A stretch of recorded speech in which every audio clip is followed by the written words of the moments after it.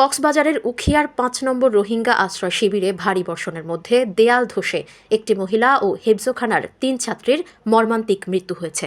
এ ঘটনায় দেয়াল ও মাটির নিচে চাপা পড়া আরও ১৪ ছাত্রীকে জীবিত উদ্ধার করা হয়েছে। হতাহতের বয়স আনুমানিক ৯ থেকে ১৫ বছরের মধ্যে, তবে এখনও তাদের পরিচয় নিশ্চিত করা যায়নি। বুধবার অর্থাৎ ৮ জুলাই বিকেল ৪:৩০টার দিকে ৫ নম্বর ক্যাম্পের A3 ব্লকের মোচরা বাজার এলাকায় এ দুর্ঘটনা ঘটে। প্রত্যক্ষদর্শীদের মতে দুর্ঘটনার সময় হাফেজখানার ভেতরে ৪০ জনের বেশি রোহিঙ্গা শিশু পাঠ গ্রহণ করছিলেন।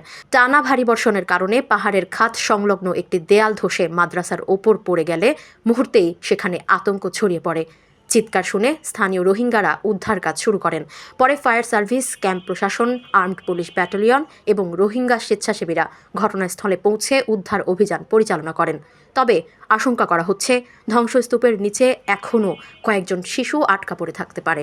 শরণার্থী ত্রাণ ও প্রত্যাবাসন কমিশনার ও অতিরিক্ত সচিব জানান, বিকেল ৪টা পর্যন্ত মোট ১৭ জন শিশুকে উদ্ধার করা হয়েছে।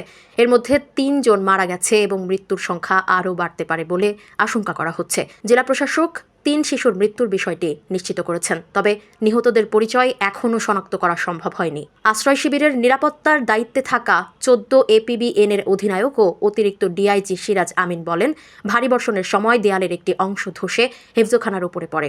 এতে ৩ শিশুর মৃত্যু হয়েছে এবং আরও ৩ জন গুরুতর আহত হয়েছে। এদিকে আশ্রয় শিবিরের রোহিঙ্গা নেতা আব্দুল হামিদ জানান, নিহত শিশুদের বয়স ৯ থেকে ১৫ বছরের মধ্যে। উদ্ধার অভিযান অব্যাহত থাকায় হতাহতের সংখ্যা আরও বাড়তে পারে বলে তিনি আশঙ্কা করেছেন।